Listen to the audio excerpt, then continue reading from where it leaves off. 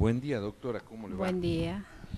Estamos en la etapa de entrevista personal para designar un subrogante en el cargo de defensor oficial civil del Distrito Judicial de Tartagal. Sí, exactamente. ¿Cómo la trata la reforma del Código Civil, doctora? Bien, porque la estudiamos así, porque estoy en juzgado de familia número 2 Ujú. y bueno, estamos bien con el código. Estamos bien con el Sí, código. ¿Qué cambios sustanciales, me podría decir, enumerar rápidamente en materia de familia ha hecho el Código Civil y Comercial? con respecto a la curatela, ahora hablamos de capacidad restringida y después también el tema de alimentos, del divorcio, viste que ya no están más las causales de divorcio, las uniones convivenciales también, la adopción Con el y divorcio, ¿cuál es el cambio sustancial que usted nota? que, que no hay causales. O sea que digamos que si una persona se casa y a la semana se quiere divorciar, se divorcia. O sea, no hay atribución ni por causal objetiva ni subjetiva. Sí tiene que, digamos, si fuera contradictorio, o sea que si una persona demanda al otro, tiene que formular una propuesta reguladora. Ujú. Y el otro, al correrle traslado, debe también formular otra o estar de acuerdo con eso. Y para eso el juez lo llama, para ver si aviene a las partes sobre los temas, puede ser de distribución de los bienes, eh, con respecto a la compensación económica, eh, sobre alimentos. De, ¿Sigue existiendo el régimen concubinario o cambió? y el régimen concubinario es las uniones convivenciales, que también tiene sus efectos durante y después. Durante durante del No me diga que durante el matrimonio, no, porque no, unión de la unión convivencial. convivencial, no de la unión convivencial estamos hablando. Mm. Eh, ¿Qué considera usted que es una unión convivencial?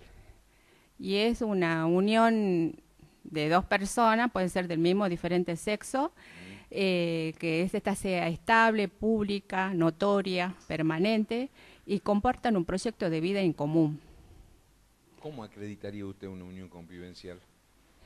Y bueno, tienen opción de inscribirlo, ¿no es cierto? En el registro debe ser que haber un libro de un protocolo que donde también ellos inscriben, ¿no es cierto?, esta unión convivencial y también pueden ser también inscribir, digamos, un acuerdo al momento del cese, cómo se van a distribuir respecto, digamos, la atribución del hogar, si hay niños, como del tema de también de los alimentos o compensación económica. O sea, eso es libre, o sea que está sujeta primero a la voluntad de las partes. Eh, después, como me disculpe, ¿qué más me dijo? Pero en cuanto a diferencias con el régimen concubinario, ¿usted lo considera que es una superación en el sentido de que hay derechos establecidos concretos a favor de la unión convivencial respecto a la unión concubinaria? Sí, porque se protege, por ejemplo, hay un sistema protectorio respecto de de la atribución de la vivienda familiar, sobre todo cuando hay menores de edad, niños con capacidad restringida. Eh, En materia sucesoria, en materia sucesoria, estamos hablando siempre de la unión de unión convivencial, ¿no? convivencial, y no, no Sí, tiene, sí, justamente, sí. justamente. Ese es uno de los Ah, temas que ha variado por un tema que tuvo muchísima trascendencia, como suele suceder que nos pasa a los provincianos, que pasan cosas extrañas en Buenos Aires y después repercute en el interior.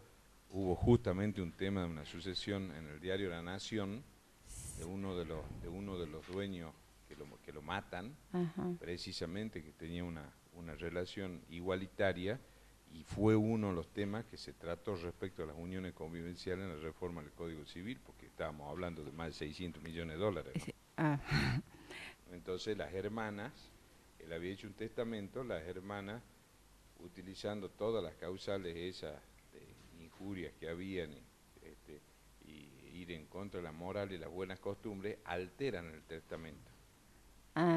sí. Y eso está en juicio al día de hoy. Así es. ¿Quién más de los señores consejeros? Las otras preguntas, le aclaro, doctora, ha respondido correctamente, ¿no? O sea, aclaremos, yo siempre aclaro cuando no hay, pero sí hay efectos, y en materia previsional también hay efectos respecto de la unión convivencial que antes no había. O sea, ha pasado, no es que haya pasado anecdóticamente por la ley, dentro del régimen previsional, quienes vivían una relación concubinaria de 30, 40 años, iba la viuda o el viudo, la viuda siempre, a reclamar su haber jubilatorio, y en muchísimos casos le fue negado, ¿no? Por no decir la mayoría. En algunos otros casos se dio una especie de porcentaje. Claro que lo tenía que acreditar sumariamente. Exactamente, pero no tenía, no es que sea vocación hereditaria, no se le reconocía el derecho a la pensión. A la pensión. Doctora. Sí, doctora, usted sabe el caudal de consultas laborales que hay en la Defensoría para la cual usted está concursando.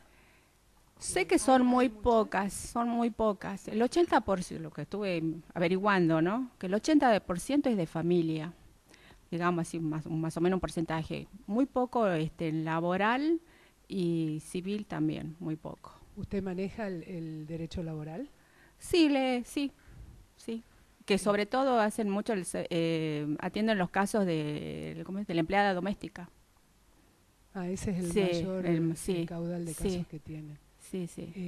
Dígame, si va un trabajador a consultarla a usted porque le han embargado la vivienda, ¿usted tiene alguna defensa con fundamento legal específico para interponer? ¿Le pueden embargar la vivienda al trabajador? No, es inembargable. ¿Y eso sabe de dónde sale? ¿Dónde está previsto? Creo que es de la ley laboral, de la ley porque o sea que está la ley del empleado doméstico y bueno, si lo que no está reglamentado se remite a la ley de contrato de trabajo. Bien, o sea, no, la pregunta era general, no es referida solamente a las empleadas domésticas. El embargo de la vivienda de cualquier trabajador, ¿es posible? No, es inembargable. Bien. Sí, ¿cómo le va, doctora? Buen día, doctora. Siguiendo con el tema de las uniones convivenciales, ¿sí? Supongamos que a su defensoría, usted ya puesta en el cargo de subrogante,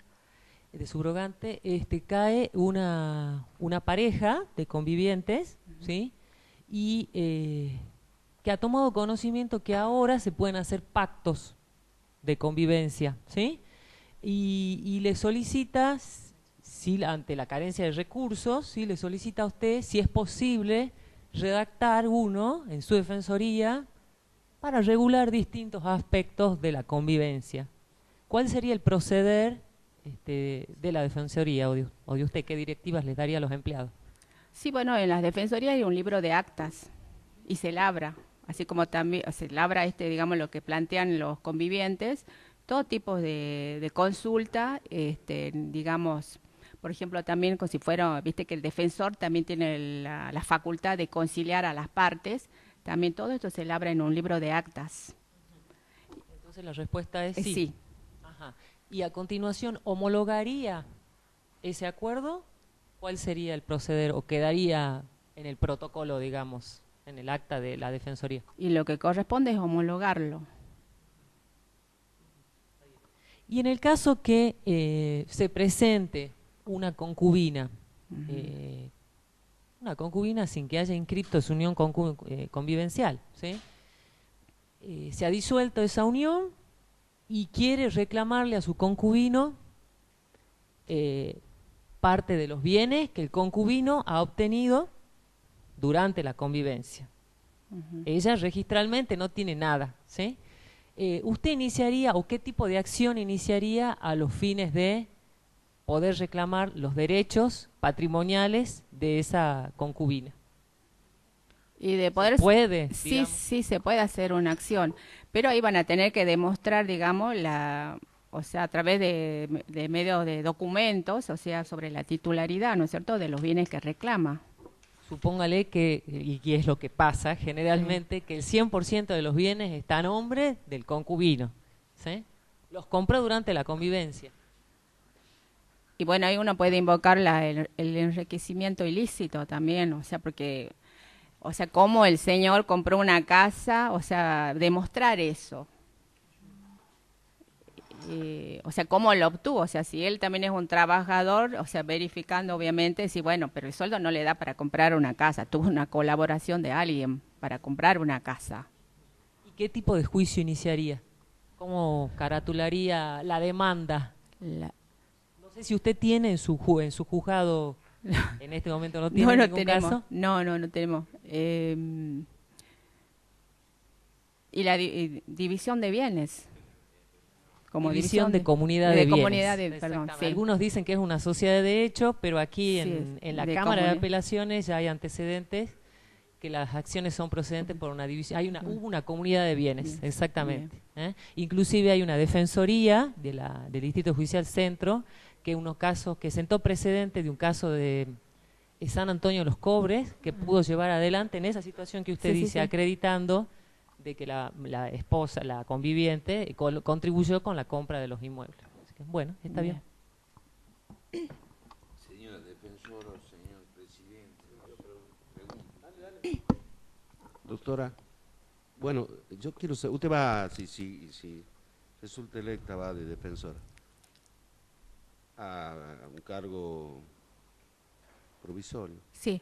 Interino, bueno, sí. Cuénteme, ¿qué hace qué sabe usted? Usted vive en Tartagal, ¿qué hace la defensora? Pues yo, la verdad es que no sé, pero digamos, ¿por qué no me cuenta? Entonces yo le cuento a los diputados, le pregunto a ellos, ¿qué hace la defensora en Tartagal? Y la defensora, bueno, defiende usted va a ir, claro, se defiende a los intereses, digamos, derechos e intereses de las personas carentes de recursos, ya sea en el ámbito judicial o extrajudicial, también en el ámbito privado, también de las personas ausentes y las declaradas como tales. ¿Tiene mucho trabajo? ¿Hay mucha gente en el despacho de la defensora? Por averiguación, ¿no es cierto? Pues yo estoy de familia, ¿no es cierto?, del Poder Judicial. Son 7 personas.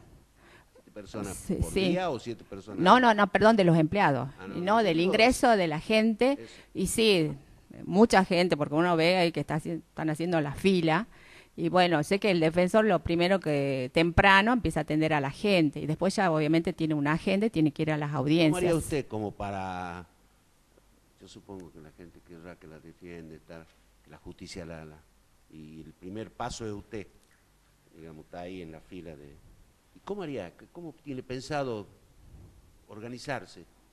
¿Ya se imaginó? Sí, bueno, lo importante es que hay que escuchar a la gente y tener esa capacidad, no sé, de recepción, de escuchar, porque toda la gente, digamos, cuando va no dice quiero un juicio de alimento, la gente va y descarga sus emociones y uno tiene que tener esa capacidad de escucha, porque uno lo ve en una parte judicial, pero la primera recepción es la defensoría.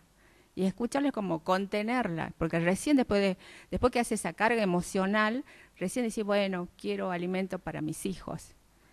Entonces, como que uno tiene que tener una empatía, y yo digo que la defensora tiene que tener calidad humana, pues son personas que tienen sentimientos y sobre todo que tienen muchas carencias las personas que van. Doctora, ¿cómo le va? Buen día. ¿Sabe usted cómo anda la defensoría? Si tiene atraso, ¿puedo averiguar algo? Y averigüé, bueno, sé que hay en trámite 5.000 causas. Y bueno, están a cargo del otro defensor, pero están bien llevados, digamos, están todos en orden. Y más allá ahora, viste, por como el cambio del Código Civil que el juez impulsa de oficio, y bueno, nosotros, bueno, se está impulsando también, ¿no es cierto? Pero no hay, digamos así, reclamos, algo como diciendo, porque va la gente y dice no, porque la defensoría tal cosa, no me escuchó, no ve mi expediente. No, para mí está en orden. Como secretaria de Familia 2, tenemos a nuestra nueva jueza, que es la doctora Julia, que fue defensora interina. Sí, Sí, en ese cargo, sí. ¿Usted no conversó nada con la doctora Julián? Y sí. ¿Qué le comentó a la doctora Julián? Y bueno, lo que le comentando a ustedes, esto, de que la mayor cantidad es de familia, en primer término los alimentos, bueno, yo lo veo también las homologaciones, muy pocos divorcios, bueno, lo que pasa es que tenemos los divorcios viejos y lo estamos adecuando, ¿no es cierto? No es lo más. ¿Qué opina de la mediación? Y la ¿Cree que es positiva, que aporta, que es negativa? es, ¿Los pros y posi- los contras? es positiva. Aparte vemos ahora, cuando uno lee, cuando se presentan las defensorías, digamos, sobre todo las mediaciones que hacen en los centros comunitarios, viste, de las localidades, en que tienen buena redacción, han mejorado todo eso, porque había a veces cosas muy inconclusas que obviamente que nosotros de parte del juzgado lo tratábamos de arreglar, ¿no es cierto?, para que no se caiga, digamos, el acuerdo, pero ahora están bien redactados ahora las homologaciones. Y bueno, porque para mí es algo positivo porque las partes llegan a un acuerdo, porque es más como difícil, digamos, cuando el juez le impone, usted va a pasar tanto. Es como que si la persona, uno arriba en ellos, logran sus intereses, es como que lo van a cumplir, los acuerdos que ellos arriban. Sobre todo, por ejemplo, en alimentos, que los padres son muy reacios, pero es muy positiva la herramienta de la mediación. ¿Y para qué es más positiva? ¿Para descongestionar la cantidad de expedientes que llegan? ¿O por el Para, beneficio de la gente? para el bienestar de la familia, para la armonía y también en otro término, para descongestionar, pero sobre todo para la armonía de la familia, porque es como que yo les digo a la gente, siempre van a ser padres. O viste que a veces son gente joven y dice, no, porque fulano ya está con otra pareja. Le digo, bueno, hay que darle la oportunidad a esa. Usted también es joven, podrá tener otra pareja también. Y siempre van a compartir. Yo tengo esa capacidad de hablar a la gente. Y bueno, algunos reflexiones y dicen, sí, tienen razón. Yo una última preguntita. Mire, Ya preguntaron todo, me dio ganas. Usted recién, doctora, nos comentaba que la función de la Defensoría era la defensa de los intereses jurídicos y privados de las personas carentes de recursos. ¿Hay algún criterio para determinar qué persona es carente de recursos y quién no? Sí, se toma en cuenta que se tuviera un ingreso del salario mínimo vital y móvil. ¿Ese criterio es flexible o es rígido? Y bueno, hay situaciones, por ejemplo, que se podría dar una persona que dice, soy maestra y estoy desesperada, tengo todo embargado y tengo un juicio. Bueno, hay que hacer una contemplación. O sea, cada situación es muy Perfecto, especial. me parece bien. ha quedado liberada, doctora, Ah, que le vaya muy tranquila. bien. Bueno, muchas gracias. Chicos, disculpen mi atraso. Tengo una nieta nueva que todavía... Cualquier cosa, un examen menos emocionante, pero bueno. Sí, Bueno, doctora, está rindiendo para ocupar una vacante de subrogante en el cargo de defensora oficial civil del Distrito Judicial de Tartagal. Hay una disposición dentro de lo que es la Defensoría General de la provincia que establece la forma de poder acceder o no en materia civil a la defensa pública. ¿Cuál es? la carencia de recursos. Lo tenemos por nuestra carta orgánica y nosotros ejercemos la representación de aquellas personas que perciben menos de un salario mínimo vital y móvil, que desde el mes de enero son 6.100 pesos. En realidad, bueno, eso es un reglamento que nosotros tenemos, pero no es un reglamento tajante. Nosotros, mi defensoría específicamente, pues yo estoy en la defensoría número 2, esta suplencia es para la número 1. Yo ya soy secretaria de defensoría. Lo que hacemos es hacer un análisis de cada caso en particular, porque nosotros estamos en una zona de mucha vulnerabilidad económica. Entonces vemos también la carga de hijos, vemos también si hay algunas enfermedades de largo tratamiento de mucho costo, o sea que hay una cierta flexibilidad. ¿no es cierto? Entre 6.100 y 6.200, 6.500 a veces no hay mucha diferencia. Entonces, hacemos un análisis integral de la vulnerabilidad. La parte económica es un indicio, digamos, ¿no? Importante, pero sí, no solamente tomamos en cuenta eso. Dígame, doctora, un tema que es cada tanto, desgraciadamente, frecuente, pero cuando se va un padre, una madre al exterior, se generan conflictos sobre la tenencia de los hijos, ¿no? ¿Conoce usted fallos de la Corte Suprema, o de la Justicia Federal, o de la Corte de Justicia de Salta, o de Tribunales de Familia de Salta? ¿De quién es la competencia en materia de restitución internacional de menores? En sí la competencia es del lugar del origen del niño. ¿Usted sabe por qué le pregunto esto? Porque la Corte Interamericana de Derechos Humanos, que como nosotros los salteños nos gusta autocriticarnos, pero no decimos las cosas buenas que tenemos, considera que el Estado argentino, a diferencia de la provincia de Salta, está en mora.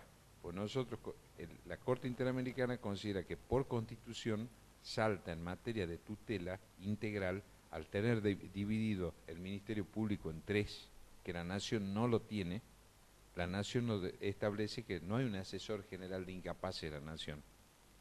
Hay un defensor general de la Nación. Y todo lo que es en materia de incapaces, en materia federal, está poco desarrollado, cosa que Salta sí lo tiene. Esto se lo estoy diciendo a raíz de un caso muy resonante que hubo hace 4 o 5 años, donde hubo un conflicto de competencia entre la Justicia Federal de Salta y la Justicia Provincial. No sé si recuerda eso, era de una madre francesa con padre argentino, que después se separaron, habían tenido hijos y había un conflicto que incluso intervino la Cancillería. ¿De quién cree que usted la competencia ahí? Y la competencia para mí es del lugar de residencia del niño, que es donde está su centro de vida, ¿no es cierto? Que es de donde se pueden, si bien es cierto hay una cuestión internacional por toda la parte que hay que manejar a través de la Cancillería, ¿no es cierto? De donde hay que hacer los informes y demás, es de donde está el centro de vida del niño, que está marcado por su último año de residencia. Y si el niño está, por ejemplo, en Canadá, como pasó, y los padres tienen residencia o figuraba tener domicilio en la Argentina, a pesar que uno de ellos no haya hecho el cambio de domicilio, ¿dónde se dirime la cuestión? Supongamos, para hacerlo más fácil el tema, dentro de lo que es en el territorio argentino, ¿eso es competencia federal, es competencia provincial, están divididas las opiniones? ¿Qué pasó con eso? Le pregunto porque en este caso intervino la Defensoría Oficial Federal, intervino el Ministerio Público de la Defensa de Salta, intervino Cancillería, entonces se planteó ahí una cuestión. Para mí sigue siendo de Salta, ¿cierto? En el caso nuestro. Y de Salta tenemos país federal. Y yo vi un poquito el caso, quizás a lo mejor ni se acuerdan, fue como muy resonante, se vio todo en negro. sí, en sí el caso puntual tengo un recuerdo, pero no con exactitud. En realidad, tener autoridades a nivel federal. Nosotros acá intervenimos en el Ministerio de Justicia, ¿te acuerdas, César? Que lo atendimos por eso. Exactamente. Por eso iba Intentamos llegar a una conciliación entre los padres, inclusive buscando lugares neutrales y demás, muy complicado. Al final se llevó a los chiquitos y tengo entendido que la madre jamás volvió a tener contacto con esos hijos, nunca más. Y ella no podía volver a Francia porque en Francia la legislación era totalmente distinta y él planteó todas las denuncias del caso y en el momento que ella tocara territorio francés la privaban de la libertad. Pero en realidad en este caso, si bien quienes actuaron fueron la Defensoría Federal, ahí y se trabajó a través de los juzgados federales. Claro, por los tratados internacionales. Pues la madre viajaba mucho a Buenos Aires. Pero está dividida la jurisprudencia, ¿no? Claro. En general es que de la competencia federal, pero en otros casos se aceptó también que fuese competencia provincial, justamente por lo que usted dice, por el interés general del niño. En aquellos casos donde puede haber una tutela mayor, se dijo que podía ser competencia de la justicia provincial. Y además por la inmediatez, ¿no es cierto?, hacia la prueba, en el sentido de tomar contacto de cuál era el estado de vida del niño. Si yo tengo que definir cuál es el mejor futuro del niño, yo tengo que saber cuáles eran sus condiciones de vida, su entorno, ¿no es cierto?, por toda la parte técnica y disciplinaria. Tiene que ser lo que está más cercano al niño. Yo lo defendería desde ese sentido, ¿no es cierto? ¿Qué hace usted? Yo sentiría que es usted mía si la van competencia a y la pelearía hasta las últimas. Ahí estamos. Sí, yo haría eso. ¿Usted interpondría un amparo, por ejemplo, ahí? Un amparo. ¿Cómo hace para tutelar los derechos del niño? Los derechos del niño. Y bueno, hasta hace poco nosotros lo que se usaba era el tema de la protección, ¿no es cierto?, las protecciones, pero hoy en día nuestro código nos está marcando una nueva tendencia, ¿no es cierto?, en donde, si bien es cierto, no se deja de lado la protección del niño, ya no estamos con esa actitud de que el Estado va a tomar en sí la función por encima de los padres. Así que sí, podría ser un amparo si yo considero que la resolución que se hizo del estatal es arbitraria, ¿no? Depende de qué órgano venga, porque ahora la protección del niño es una cuestión administrativa, ¿no es cierto? La Secretaría es quien se ocupa de velar por el bienestar del niño. Saliendo de este caso judicializado ya, ¿no? Eso no estoy para hablando, yo aquellos estoy que hablando de lo pensamos que extrajudicial. no están institucionalizados, porque hay Claro, todo estoy otro hablando sector de de lo la no doctrina que opina institucionalizado. otra cosa, Claro, ¿no? estamos hablando de lo no institucionalizado. De eso es a lo que yo me estoy refiriendo, si entendí bien, ¿no es cierto? Estoy hablando de lo... Así es. ¿Qué otro, señor consejero? Yo, una preguntita. ¿Cómo anda la defensoría a la que usted está aspirando? La doctora ya rindió con anterioridad también para esta misma defensoría. ¿Cómo anda la defensoría? Bien, a mí me tocó en el mes de enero, en la feria trabajar con los chicos, con los sumariantes. Como somos 12, hay 2 defensorías, más o menos para quien no conoce en el interior, hay 2 defensorías civiles, la número 1 y la número 2. Yo pertenezco a la número 2 y con la doctora, la secretaria actual, la doctora Cecilia Cáceres, nos turnamos, ¿no es cierto? Y bueno, yo estuve a cargo de su defensoría, que en este momento no tiene defensor, y yo la veo que la defensoría está bien, va saliendo adelante. Tiene sí una complicación que es el tema de la ausencia de tener un defensor propio, ¿no es cierto?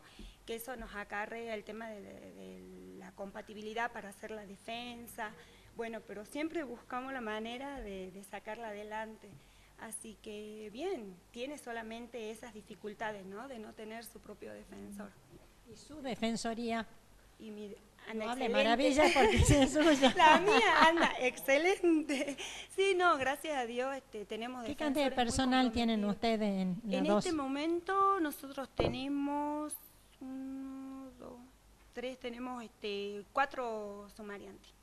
4 sumariantes. En realidad 3 cumplen la función de sumariante y una señorita que está en mesa de entrada, pero que también nos colabora con el inicio de las acciones más sencillas, ¿no es cierto?, que son, por ejemplo, los divorcios bilaterales. Señorita, pero sumariante, digamos. Pero sumariante, sí, pero sumariante. Nosotros tenemos la suerte de tener personal con bastante antigüedad, entonces son bastante autónomos, son muy capaces, y ahora con el defensor que tenemos hemos estado haciendo jornadas de capacitación interna, los días viernes, en la primera hora, por la reforma del código, ¿no es cierto? Porque si bien es cierto, nuestro personal tiene bastante años, tenemos un solo sumariante que es más reciente, que tiene 5 años de antigüedad, tenemos que ellos ayornarlo en las nuevas tendencias e incluirlo en este cambio de mentalidad que nos trae el código para todo, que va a ser lo más difícil, ¿no?, hacer el cambio de mentalidad. Pero están dispuestos los chicos, a pesar de los años, todavía le ponen ganas. Así que, no, bien. Gracias. 2 preguntas. ¿Qué es lo que es tu marido? ¿En dónde trabaja tu marido? Mi esposo es fiscal número 1 penal, el doctor Gonzalo Vega. En Tartagal, sí, sí. Nosotros estamos, digamos, ya arraigados ahí, si bien es cierto, ninguno de los dos somos de ahí, pero ya hemos decidido. Yo soy salteña, soy de acá y mi marido es tucumano. pero bueno, ya hemos fundado nuestra familia, nuestra casa, todo ahí, así que ya tenemos una decisión de vida en Tartagal. Por eso es que, y cada uno ha elegido una rama que no nos produce ningún tipo de incompatibilidades, porque él hace penal en fiscalía y yo hago defensa civil en defensoría, así que no, ni nos cruzamos, ni nos vemos. Usted sabe que yo voy a hacer una expresión de deseo Sí. desde lo plañidero, ¿no? Así lamentándome, Sí. yo lamento enormemente que no se haya presentado por el concurso ese de defensor multifuero de embarcación, porque la verdad que, pobre, tiene perfil para eso. Está liberada, doctor. Bueno, muchísimas gracias, que tengan un buen día.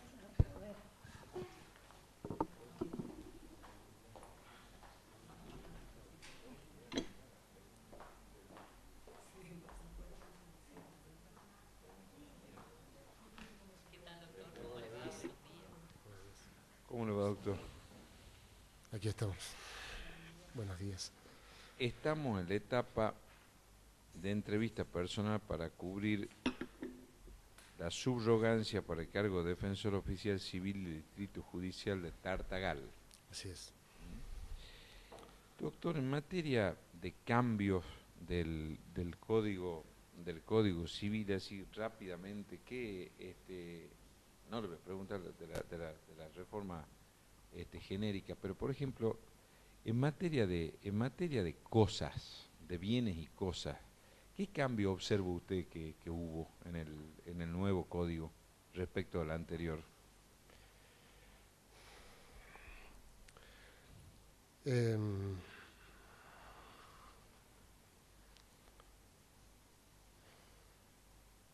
Un esbozo genérico.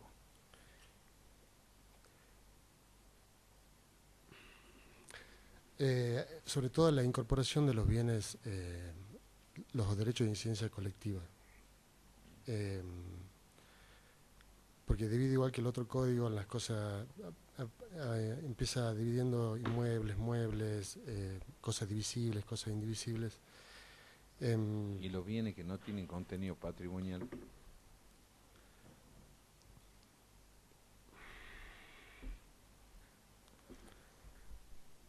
¿No hubo algún cambio también con el tema de la energía? ¿No le suena? Eran bienes que no eran... ay, Dios mío. Con el tema de la energía, me dice el doctor.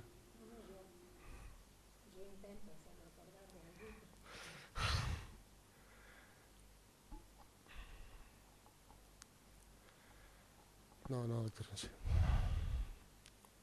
Vamos, doctor, le pregunte cuestiones laborales. A ver, usted está concursando para una defensoría, ¿no es cierto? Usted conoce y es secretario de un juzgado laboral. ¿Qué caudal de trabajo laboral tiene la defensoría? Es muy bajo el caudal de trabajo que tiene. Es muy bajo en comparación del fuero de familia ¿Y a qué le atribuye usted a que la gente no vaya a las defensorías a pretender acceder a una defensa laboral? Yo creo que son varias cosas. Una, primero es que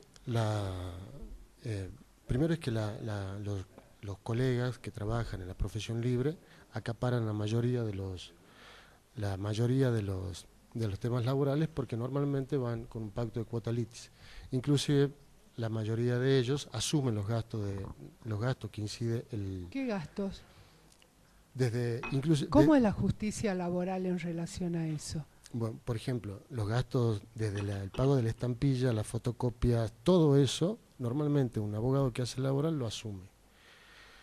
O sea, la justicia laboral es gratuita para el trabajador. Es gratuita para el trabajador, pero hay gastos que deben hacerse que los asume el abogado.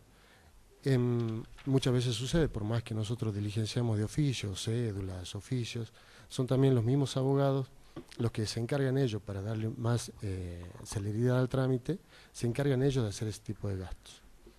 Y como hay una esperanza de un pacto de cuota litis, hay una esperanza de cobrar un porcentaje de lo que gana el trabajador, por esa razón se llevan la mayoría de los casos, se los llevan los abogados en el ejercicio libre de la profesión. pero también pasa por un tema de cultura, a mi modo de ver, un problema de cultura jurídica que tenemos.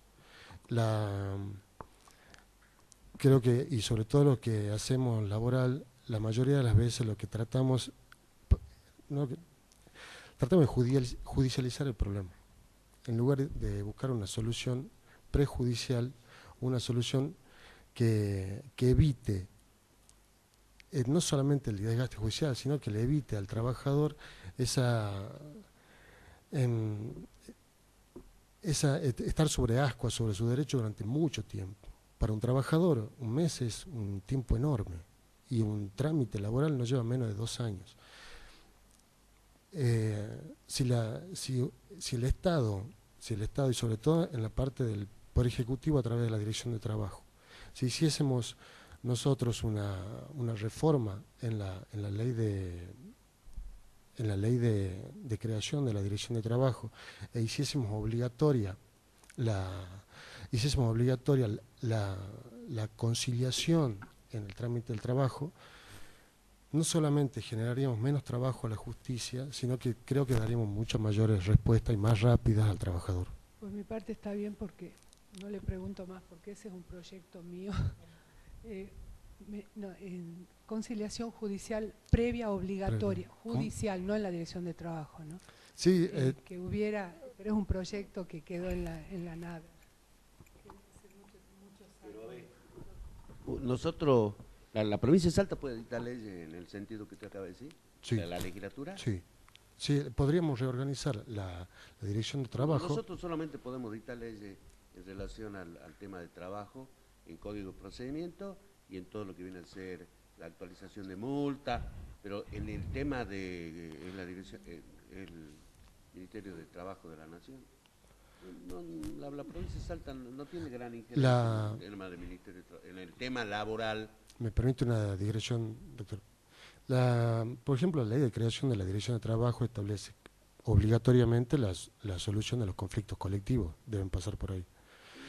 Y establece, y tiene previsto que sea voluntariamente pueden acceder los trabajadores a una audiencia de conciliación a la Dirección de Trabajo. En las reclamaciones individuales. En las reclamaciones individuales. Doctora, y lograrlo. El Poder Judicial puede hacer obligatorio, pero en el Ministerio de Trabajo el patrón va y dice no voy a pagar. Por más que sea la conciliación. Digamos, yo le digo que nosotros no podemos legalmente.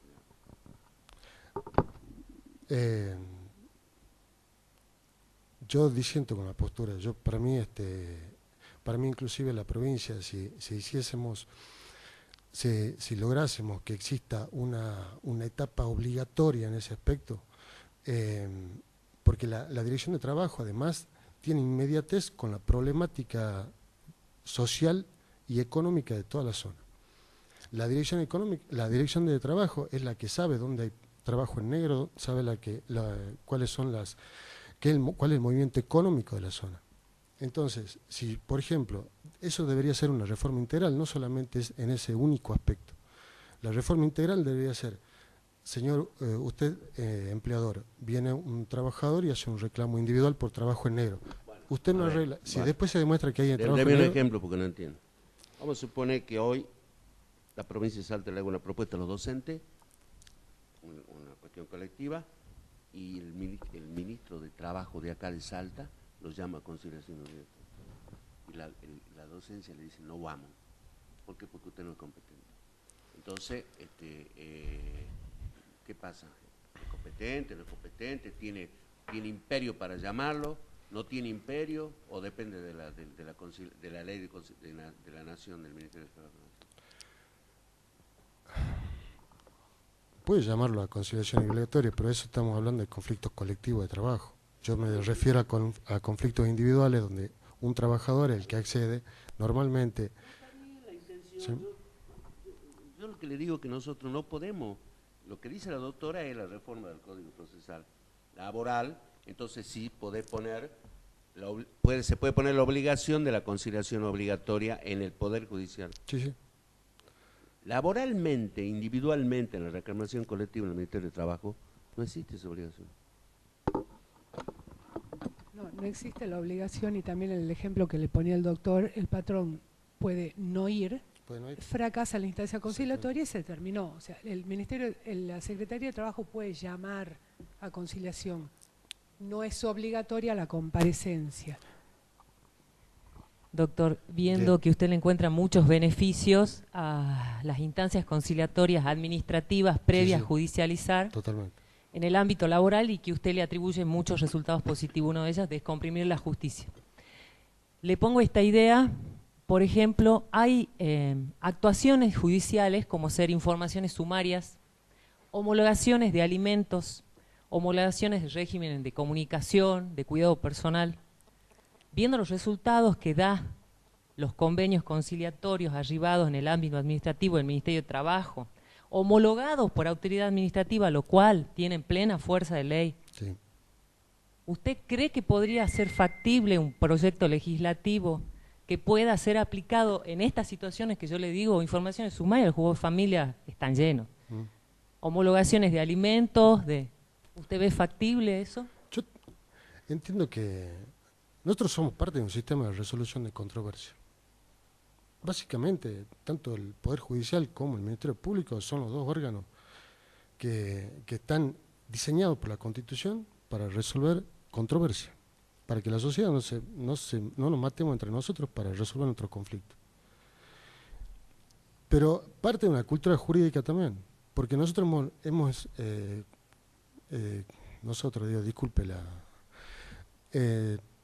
hay una cultura de judicialización. Nosotros que tenemos que volver sobre los pasos y tratar de que con la intervención estatal lograr que las personas resuelvan sus problemas de manera amistosa, de manera amigable, porque eso no solo lograría la descompresión, que yo creo que sería el último fin ya, la descompresión de la justicia. Lo que lograríamos es paz social, es aprender de nuevo a que podemos resolver los conflictos y prevenir la evolución de un conflicto con la conciliación, con la mediación. Eso sería lo ideal. Y lograrlo a través en el ámbito público, ya sea en este caso, por ejemplo, el ámbito del Ministerio Público también sería ideal, pero es parte de decir, la idea nuestra es solucionar estos problemas. Solucionarlo y no conflictuarnos aún más, porque judicializarlo genera aún más conflicto. Señora defensora.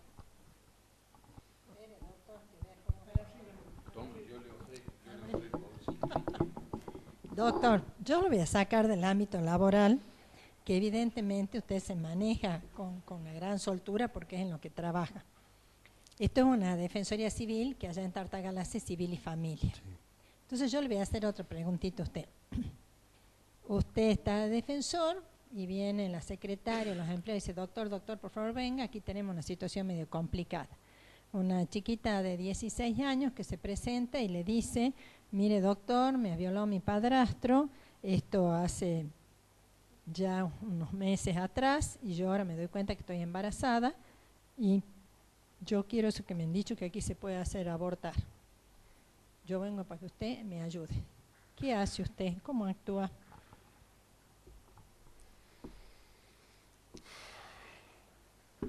Primero es que el fiscal penal tome vista de la actuación. Y ella le dice, doctor, yo no voy a hacer ningún tipo de denuncia. Pero hija, ¿por qué si te conviene le tengo terror a mi padrastro? Y me ha dicho que si yo aviso me va a matar. Yo con que no tenga este chiquito, por ahora me lo voy a bancar. Porque además mi mamá no me cree que mi padrastro me ha violado, así que yo te tengo que tratar de dejarlo en la mayor intimidad posible. Y hay un protocolo para los casos de personas que han sido sometidas a abuso sexual y que lamentablemente han quedado embarazadas para el aborto no punible. Bueno, pero cuénteme cómo hace, porque la chiquita se niega a ir a hacer la denuncia. ¿Usted la puede obligar?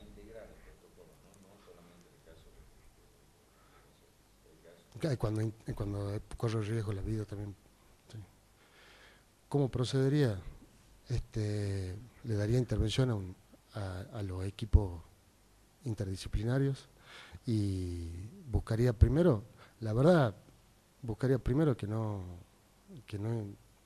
llegue a eso. Pero bueno, si es la única solución que ella ve, darle intervención a los organismos correspondientes para que inicie. Dice, hasta que usted le dé intervención a los organismos correspondientes, ¿no se acuerda usted qué plazo máximo dice el protocolo para poder hacer un aborto no punible? ¿O se imagina usted tiene chicos? Sí. Ajá, ¿hasta qué plazo? Olvídese lo que dice, puede no acordarse, pero piense usted hasta qué plazo puede en realidad hacerse un aborto con el menor riesgo a la madre. Y si no, cuénteme qué haría. Cuénteme qué haría. Lo primero buscaría Se le hice a propósito, porque para un hombre es más difícil la pregunta que para una mujer. Es como más ríspida.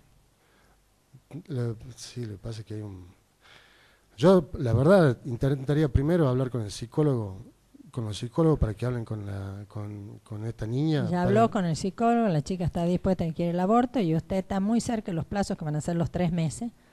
Y ya estamos ahí, borderline. ¿Qué hace?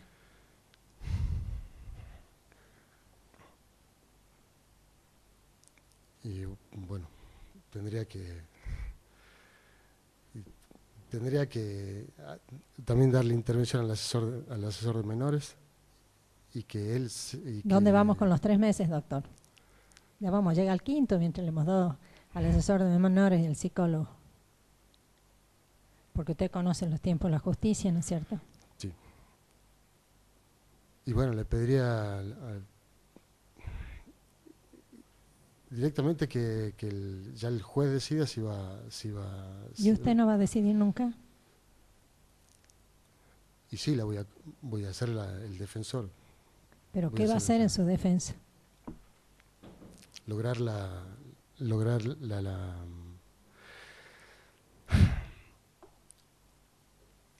A ver, tengo claro que usted no es pro aborto y me parece perfecto.